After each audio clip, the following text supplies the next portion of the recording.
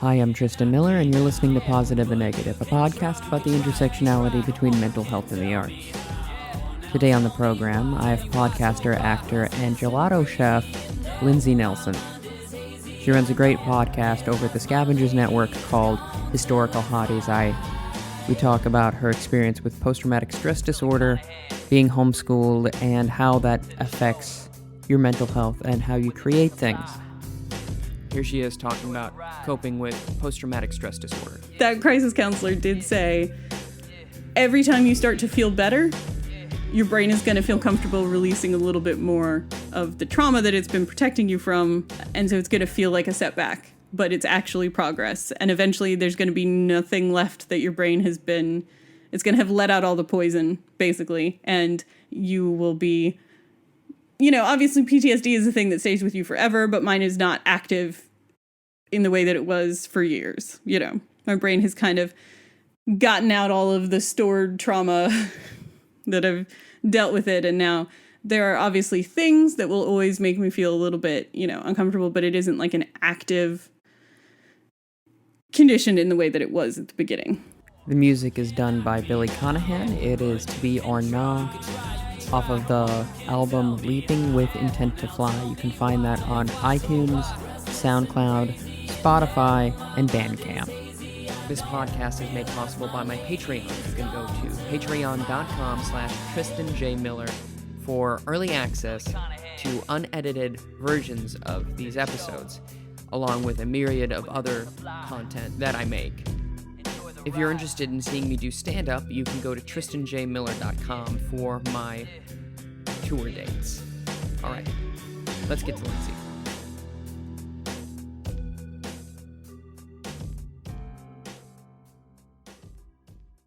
I was doing a little bit of research, and you are listed as an actor. When did you start doing that? I mean, I've been acting for at least personal enjoyment and stuff since I was 7. I got involved with community theater in the town that I grew up in. I was acting as my only profession for a few years in my early 20s. Oh, wow. Yeah. It was about 3 years where it was the only thing I did for a living. So that's, you're doing better than me, so congrats on that. Well, not so much anymore, unfortunately, but yeah. What made you stop? It was actually my PTSD. It was incredibly hard to audition at the peak of it, like right after. I have PTSD from a sexual assault, and it was like a couple months right after where I barely left the house. And then when I did start going again and I started to try and get back into working, to be a good actor and to audition well, you have to make yourself vulnerable, and you have to put yourself up in front of people in a way that my brain was completely not capable of doing when the PTSD was like at its peak. So you stopped doing that, and then you pivoted to podcasting, right? Yeah, well, it actually, not being able to audition and act for a little while got me into writing first, which I'd always wanted to do. It was always something that I saw myself doing in the future. And as a woman auditioning for things, I got incredibly frustrated at the kind of parts available for women. But it was always something I saw myself doing like off in the future when I was somehow miraculously like ready to write. And because my main creative outlet that I've been doing at the time, which was acting, I wasn't able to do at the time, it kind of made me start writing, which, was definitely something that I really needed at the time. And I was glad something kind of, not that obviously, but glad something kind of pushed me into finally starting to do so. Yeah. And then podcasting after that. Sure. What sort of things were you writing at the time and are writing now? I mostly write plays. I have taken some stabs at like graphic novel series and stuff, but none of those have ever made it to, any kind of publication. But sure. Mostly I write plays, and mostly I tend to write dark comedies. So I wrote one play about a group of suicidal late teen, early 20s who all take a tour of the afterlife. It's basically, it was Dante's Inferno. But I was having a conversation with my dad's half of the family is Mexican Roman Catholics, and Catholicism has always been very interesting to me as somebody who I'm not personally religious and I never practiced it, but was around it a lot as a kid on my dad's side, and just had the whole idea that one of the definitions of hell, especially in Dante's Inferno, is that it's the only place in the universe that there's no presence of God, where like you feel his presence anywhere else in the universe and you don't in hell because he just doesn't exist there. But also hell is ordered according to God's morality, which I find interesting because like if it's the only place he doesn't have any presence, why is it, the levels of hell reflect the gravity of sins. The deeper you go down, the more tormented you are. The devil has expressed the thought that, sin is his art form. So if the devil was really in charge and not God, wouldn't the deeper levels of hell get nicer instead of worse? Yeah, and the bottom level of hell, circle of hell, be like a private members only club for the people who really elevated the devil's art form in life. So that was sort of the premise behind that play. Well, that's fun. Stuff like that, like dark comedies. I did one too that was about, was a very millennial expression of a bunch of people in their late 20s who were all still working at a movie theater. And the movie theater was closing down because of the 2008 recession. It was going bankrupt. And they all felt bad enough about having a job that was only supposed to be like a high school, college job in the first place still. And then that was going away. So it all happened in like real time on their last night of working at the movie theater. Where have these been performed? Oh, just really small local theater groups in Orange County. Right on. Nothing wrong with that. And when did you start podcasting? And when did you start getting into podcasts? I started getting into podcasts when, so my day job is I'm a gelato chef. And so I'm in a kitchen by myself for hours every day. And I started really getting into podcasts because as much as I enjoy books on tape, I'd get, the story would either distract me from the work or the work would distract me and I'd miss part of the story. And I was a big NPR fan. And so a lot of NPR shows were very early in the field of podcasting, of putting them up as a podcast as well. And I really liked that because it didn't have to be like listening to the radio at the right time to hear shows I really liked, like This American Life. And so I started listening to podcasts. And once I started listening to NPR podcasts, I started just exploring podcasts in general. And I listened to upwards of like, because I do it while I'm working, I listen to anywhere between 20 and 40 hours of podcasts a week. Oh my gosh. I know. You're keeping it strong. God bless you. Yeah. So when I started doing that, I started obviously getting interested in making one of my own. As basically with any medium I really admire, and there's any possibility I could make some of my own. And I had... Whitney was also kind of interested in the idea, my sister, who is also my co-host on my podcast. And so I had kind of an idea about doing Historical Hotties, and not fully formed, but just the first kind of idea. And I called her up about it and we discussed it. And she was really into the idea and we started doing it. And now it's been 3 years. Nice. And you said the name of it, which is Historical Hotties. What's the premise of it? So the premise is we go through different categories of historical figure, like anything from opera divas to computer engineers. And my sister and I, and our guest hosts, if we have any, and Tristan, you've been a guest host on our show. Yes, I have. In a very fun episode. And we pick a person from any point in history, as long as they're dead. We've decided that that's how they qualify as historical, as if they are no longer with us.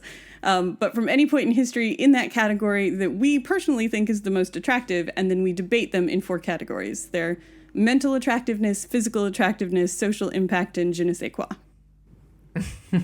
That is, yeah, and having been on it, it's a really fun, light show. It's very good, very palatable. Thank you. Yeah.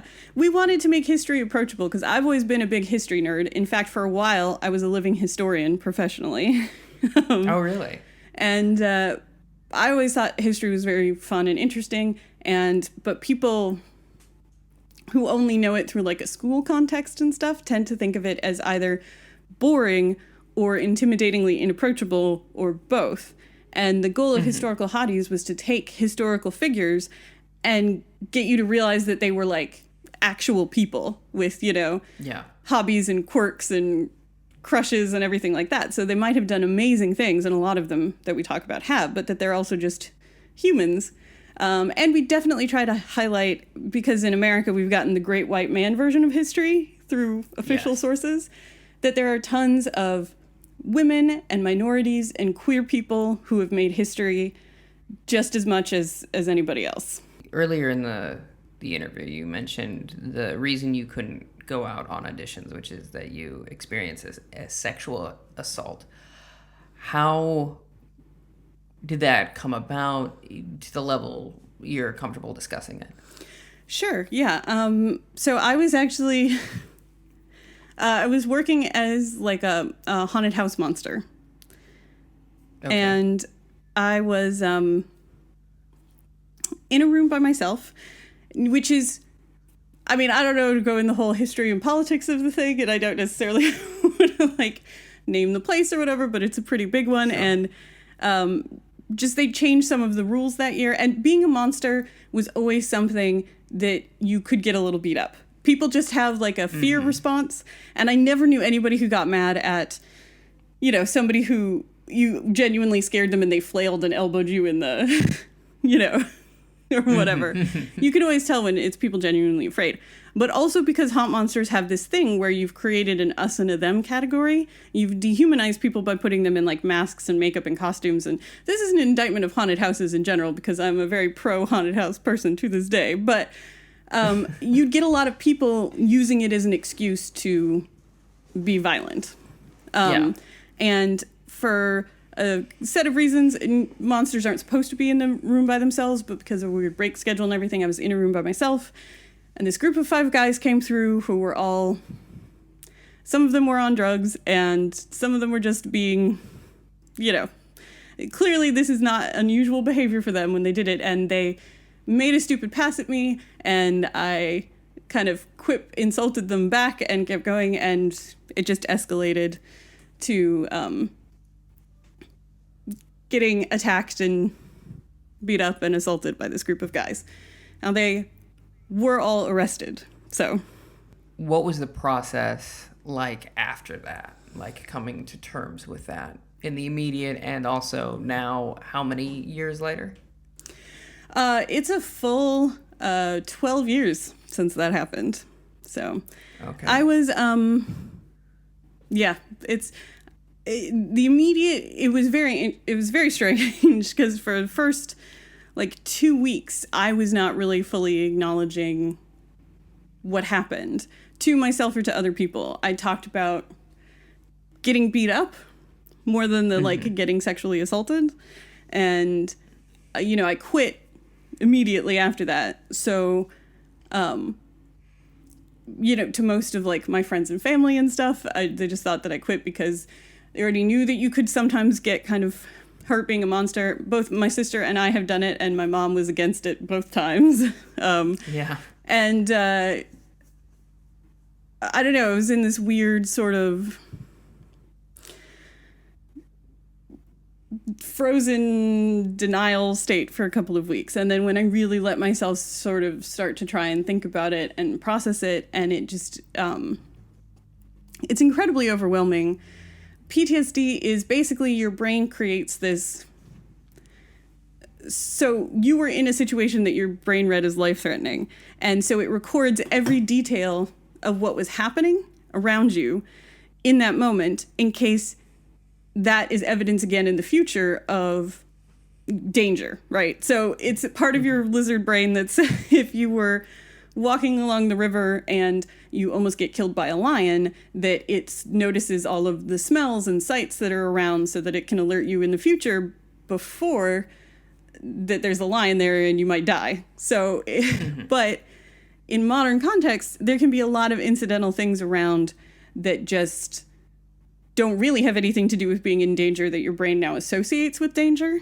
and sends you into this whole panic mode.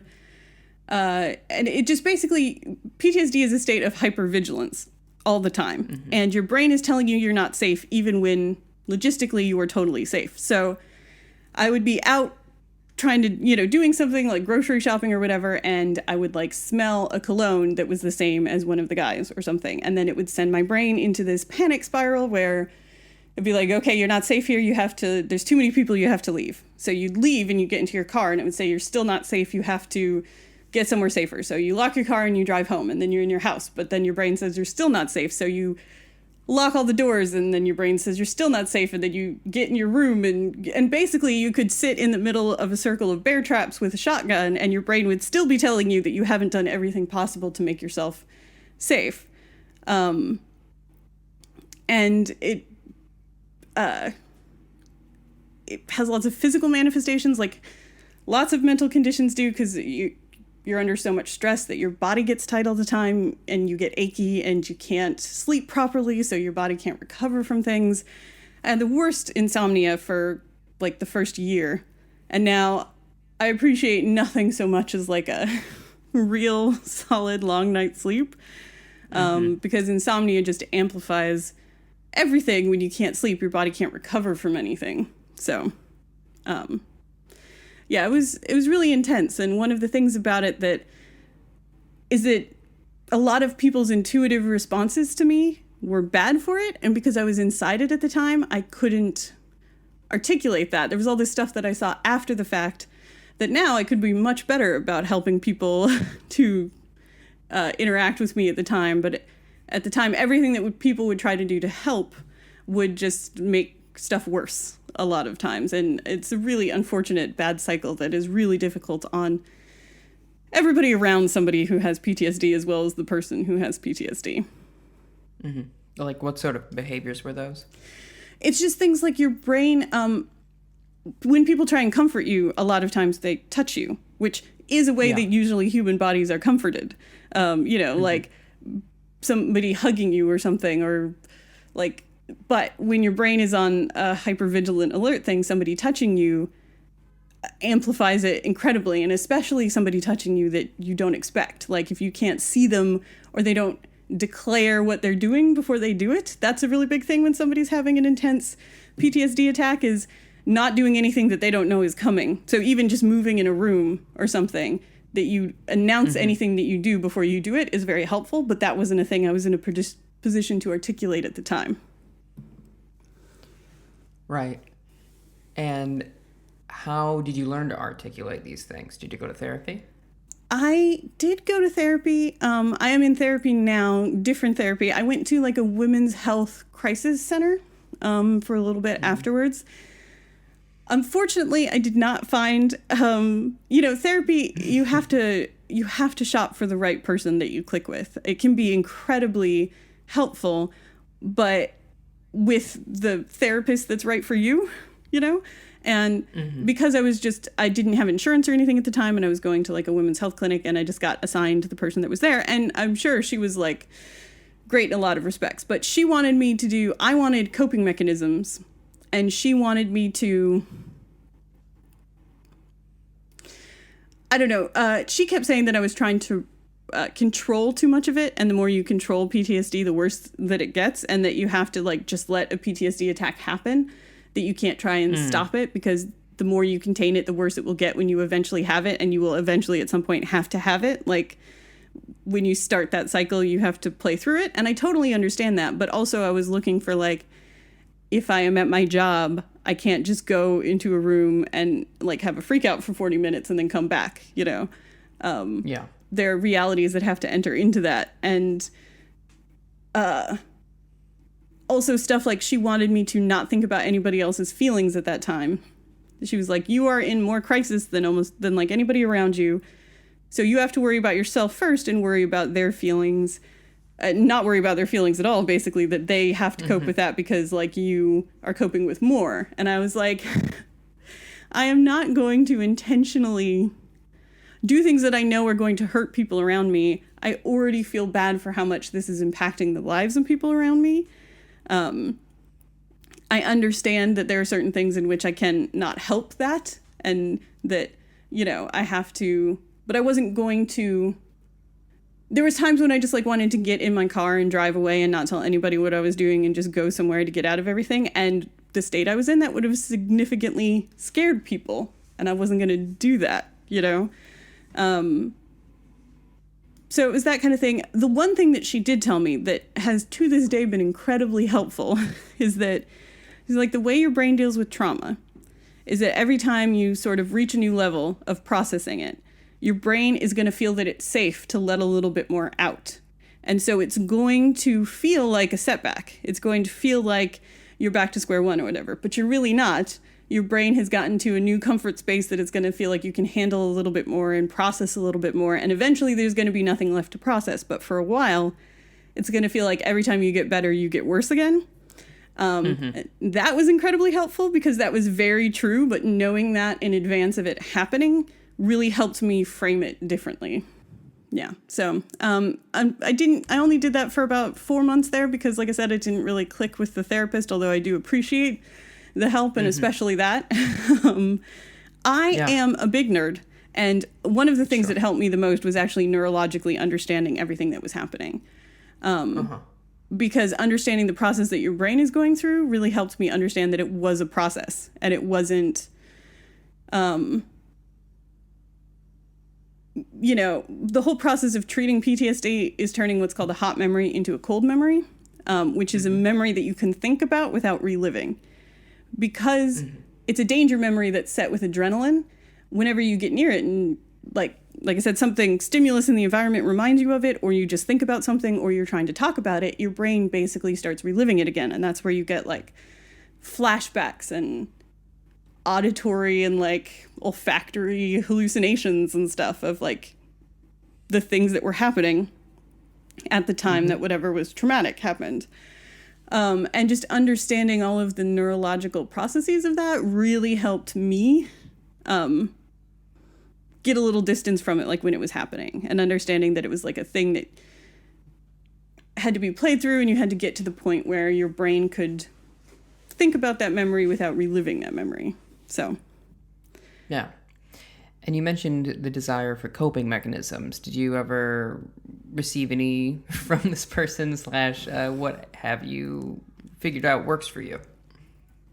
Well, luckily, one of the things is just like talk therapy and processing that memory and getting, distance on it. PTSD is something that, especially with treatment, gets significantly better over time. So these days, it's like very rare that I have a PTSD triggered nightmare, which was a big problem for me. There was lots of nightmares and night terrors. Obviously, part of where the insomnia was coming from is, or triggering PTSD attacks, which is incredibly rare for me now. And I have much, much more distance when they're happening. So some of it's just like time and processing it. Also understanding it mechanically for me. There is, because your body gets flooded with chemicals like adrenaline and cortisol, neurotransmitters, when you're going through a stress attack. In certain instances, doing something physically exercising, like running or something, can be incredibly helpful for that, to help it kind of move through your system, to use those chemicals that are there to like help you run away or fight something and actually like get rid of them. You have to be careful with that, though, if anybody's listening has PTSD, because depending on where you are, something like running can make panic worse, because you will feel like you are running from something. So doing something that works for you, like, and, what time of day it is or anything else can help. That was definitely helpful for me to just kind of work the chemicals through your system faster. And then, just kind of trying to go through the process of talking about it enough that you could talk about it without it triggering things. And, as, like I said, you get better and your brain release different parts, like processing different aspects of it. Like, obviously in our culture, there's a lot of associated shame and guilt and stuff with things like sexual assaults. Now, obviously mine was in a position where I was at work, so a lot of the accusations hurled at people who get sexually assaulted were not applicable to me. Except that unless you said that the job itself was one that I should have known better than to take. But Yeah. as far as like where I was, what I was doing, if I was drinking, how I was dressed, anything like that. Yeah. Is kind of removed from the equation for me, but there's still an incredible amount of shame and stuff that our culture associates with that. Also, just the fact that like I am a very sarcastic person. I've always been a very sarcastic person, but trying to get through things like part of what escalated the attack was that they made a gross come on and I did a sarcastic put down back. Was feeling like very inhibited in like responding to people in a way that I would have in the past because, your brain being scared that like provoked the reaction or feeling responsible for it in some way because I did that. Obviously, Five Guys do not just decide to attack somebody because of like there's a lot of other things that already have to be going on for them to move to violence that quickly from like one slam. But there's just stuff like that you don't realize that you got hung up on when it happens until you really sort of start to unpack it as you try and work through it. So you said it's been less and less over the years, but it clearly got in the way of you pursuing acting. Has it gotten in the way of anything else you've done? Yeah, like I mean, it majorly impacted my life for sure. And it happened in my early 20s. And so there is part of me that still feels like it derailed a lot of things. I wasn't able to act for years. And now with my job situation, I'm not able to act as much, just because of my job doesn't really have the flexibility to do theater as much, and definitely not film and TV. So I do kind of miss that. I feel like I could get back into it now, but I never finished college and stuff. There was, because I basically existed for 2 years afterwards solidly. I was not super functional. I mean, I had a job at a restaurant and stuff, but I didn't really do anything that involved crowds or groups of people. The first year for sure, I was basically like a recluse.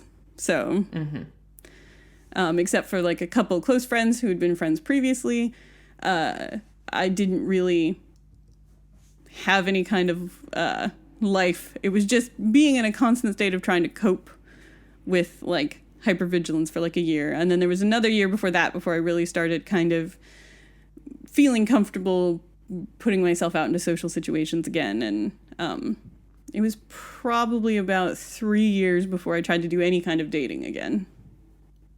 Yeah, I was just going to ask you, how's that impacted your romantic life?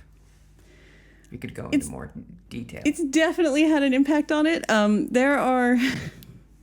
I mean, I am was already a late bloomer in a lot of ways, for sure. I had a thing with my hormones. I have PCOS, which is a polycystic ovarian syndrome that meant that I was not producing the right level of hormones a lot when I was younger. So until I started taking birth control to actually help correct my hormones, I didn't have a regular amount of, or regular is a terrible word, but I didn't have a lot of a very high sex drive or anything like that. So I didn't even start dating until I was 20. And then this happened a few years into that, and it basically took me really off the table romantically for probably 4 to 5 years. So I'm definitely behind in the relationship. It's left me in a state where it's always been a thing in dating since then, because even now that I think I'm at a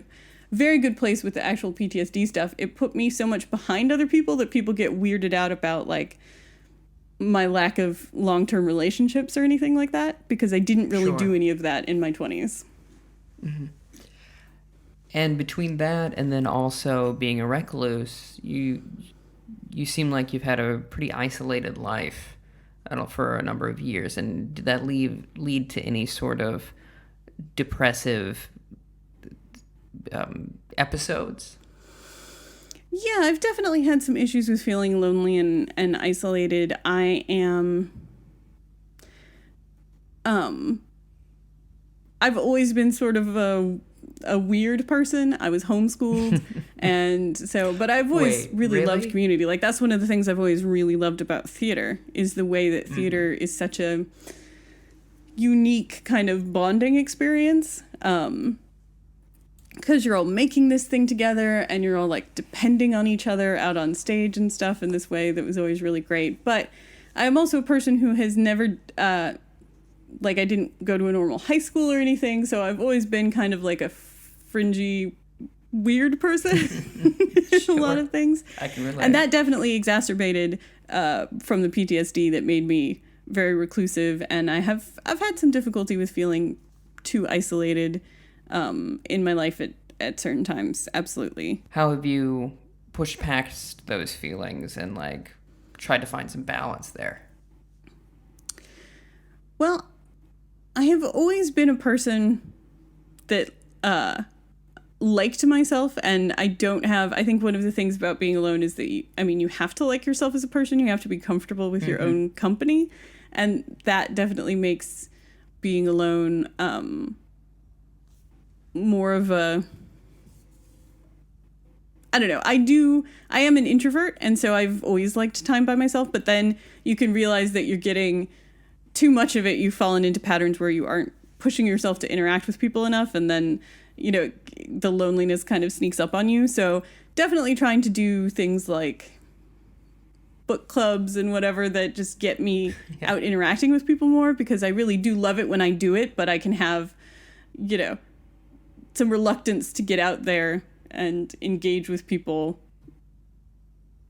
at the same time, so I have to like push myself to get out and do it, and then I'm really glad that I did when I do that. Yeah. You mentioned you were homeschooled, so was I. Oh, really? And yeah, I was like, wait, what? Yeah, I was. And I found that once you started socializing more, like when I went to a public high school part-time, and I went to a conservatory, and once you started interacting with the general public, for me it was a huge source of anxiety. Did you feel similarly? Anxiety for sure. I've always felt like there's lots of great aspects of, like, I never had real strong effects of peer pressure or anything, right? Because I was never in a big enough peer group. We were always part of homeschooling groups, but you meet like once a week, and stuff, and we did get a lot of friends out of that. But I do feel like I did not learn social norms in the same way, which has good aspects in that, like, I've always been very strong in my own opinion. I've always been like, free to think unconventional things.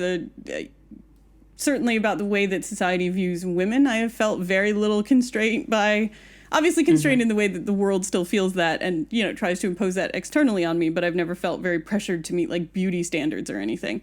But at the same time, I don't have an ease in social interaction in the way that people who grew up in a much more heavily socialized environment, or something like a school where you had a hierarchy you had to deal with and stuff, do a lot better at sort of nonverbal social cues and stuff like that. So there's definitely sometimes where I feel like an outside observer, like I get very anthropological in social situations where I try and like, I'm observing and witnessing social patterns without really feeling like I am fully able to engage in them, or that I'm like not very good at them. Sure. Which definitely, can have some stress associated with it. Yeah. Do you think that exacerbated the post-traumatic stress disorder in any way?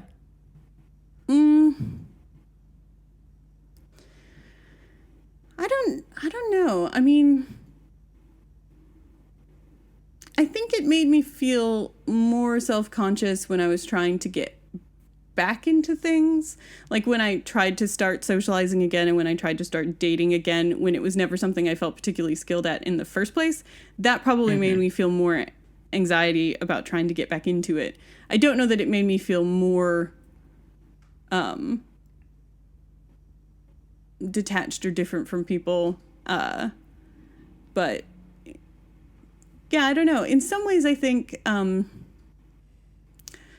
PTSD gave me a lot of empathy, for people. In certain ways, having to figure out what was going on with me and the best way to deal with it, and how a lot of people's intuitive responses to how they wanted to help me or make me feel better were not helpful with the case of PTSD, where they might have been with other kinds of struggles in somebody's life or whatever. I think made me think about other people's perspective a lot more than I had previously. And part of that could have just been age. It happened in my early 20s, and your brain doesn't fully form until you're 25, and it's pretty hard to see outside of yourself when you're in your like late teens, early 20s. So some of that could have just been age, growing up more. But I definitely think it made me try and more empathetic and try and understand other people's perspectives more than I maybe had previously. Yeah. What would be your biggest piece of advice for someone who's going through PTSD right now?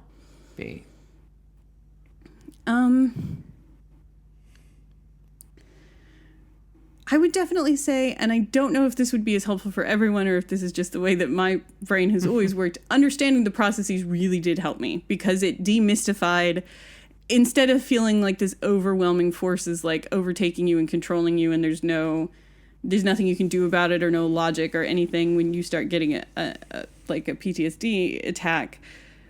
Understanding on like a physical, chemical, neurological level what was happening really gave me like a roadmap to get through those experiences.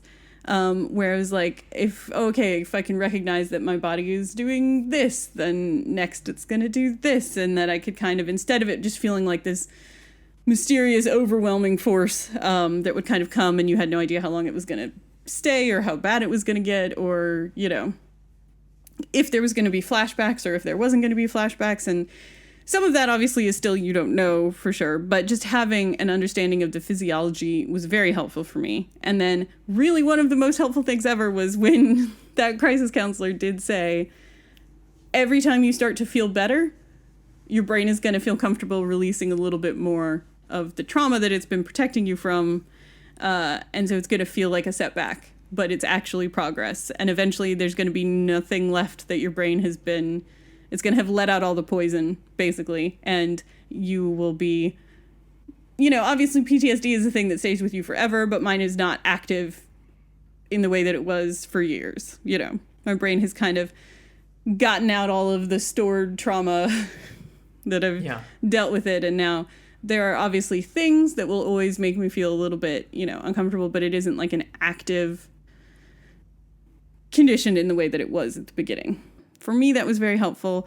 I would say try and, as much as you can, obviously understanding that you're in a distressed place where it's hard to articulate things, but tell people things like what is freaking you out. Even if it seems weird or small or stupid, if it's things like somebody moved and they didn't tell you you were going to move, that can feel like you're being, you know, really demanding or something. But letting people know what's hurting you is the only way that they can stop it. Now, there is kind of a double-edged sword to that, in that if you tell people to not do something that is so second nature to them that it's not something they think about, and you say, this is like triggering for me, it sets off like my panic, my hypervigilance. Can you not do it, or can you say something about it? And then once you've taken that step to be vulnerable to say that, and then they do it anyways, it can make it worse. Like, it can make you feel then personally attacked by them, and not just coincidentally, even though the logical part of your brain totally understands that that's something that they did without even thinking about it, because it's so, you know, second nature to them. But the only way that people can possibly maybe not do the things that are really triggering for you is if you tell them about them. And so even though that can be really hard, it can also be very helpful. Do you think that any good art or content has come out of you having PTSD? Yeah, I mean, absolutely. Like the one play that I was telling you about that was all of the kids at the movie theater that was going under. Well, not kids. They were all in their mid to late 20s, but, you know. Yeah. Now that I'm, you know, a patriarch in my 30s, it feels like kids. But that one of the main characters of that, if it was a very ensemble piece, but if there was a main character, it was somebody who had PTSD from a sexual assault and she was contemplating trying to start dating again. But also just that anytime you go through, and I hate the narrative, right, that you have to suffer to make good art. I think that it's incredibly dangerous and toxic. And while, yes, suffering can produce great art, it doesn't exclusively produce great art. And a lot of times people with mental difficulties, when those are acute, have a lot of trouble creating. Like, I didn't create anything for about 2 years when it was really bad because your body is in such an emergency mode that you can't make anything. But on the other hand, I think any human experience gives you more to draw off of artistically. So any more that you've explored yourself and your emotions or the world or other people gives you more stuff to talk about and bring into your art. And I do think the whole process of having PTSD has made me a much more empathetic person, and that has definitely impacted my art. So a lot of my writing, I mean, partially because I didn't write much before the PTSD and I've written a lot after it, so it's hard to know how much of my art was, you know, this or not this before, but the little bit that I did try to work when I was younger was much more, it was much less about the internal life of the characters than my stuff was after and during the PTSD. Sure. It was more kind of like a story, more action oriented about external things, and now my stuff is very driven by what is internally going on for characters. So yeah. Growing up homeschooled, did you feel any specific pressure to be any certain way? Because I know a lot of the people who homeschool their children do it out of religious reasons. Was there any pressure to conform in that way? No, not in that way. I definitely felt pressure as the fact that I've always been very smart. I technically have a genius level IQ. And when you're a precocious homeschooled kid, because the images that people have of homeschoolers is either that you're a religious fanatic or your parents are a religious fanatic, or that you're some kind of weird genius chained to their desk. I am some kind of, you know, there's always that pressure on kids that are smart at all. And also part of it was because I was never conditioned in a certain way, like I said, with peer pressure, that, you know, I was a big nerd who liked talking about the ancient Egyptian Book of the Dead a lot when I was like 7 and stuff like that, because I was very, archaeology and anthropology have always been major passions of mine. I didn't feel religious pressure. Both my parents come from very religious families. My mom's side are all like Midwestern Lutherans, and my dad's side are all Mexican Roman Catholics. For sure. So but neither of my parents were religious when they had us. So they're both kind of agnostic to some degree. They definitely thought that there was problems with both of the organized religions that they grew up in, and they basically wanted my sister and I to be free to believe whatever we believed. So we were always welcome. You know, they didn't particularly believe in any sort of organized religious structure, but we were always welcome to explore that and believe whatever we wanted. I think more pressure came from the fact that like I started college when I was 16. Oh, wow. And there's a lot of like I did not. pressure and guilt in your later life when you feel like you were always told that you were smart and talented, and then you feel like you have not succeeded in manifesting that adequately, you know, of like living up to your potential. Do you still feel that way? Sometimes, yeah. And part of this is just being a millennial, right? Because a lot of the things that we were told to do with our lives don't really exist for us anymore. Like, I have one friend who was able to do all the benchmarks of go to college, get a good job with benefits, meet somebody, buy a house, get married, have a baby, right? Like, that whole structure of adulthood, I only know one person who's successfully done it. And it was because she went into academia, which still has a lot of those things. So some of it is just feeling like, you know, I'm not a successful adult because all of the hallmarks for successfully adulting don't really exist for my generation very much anymore.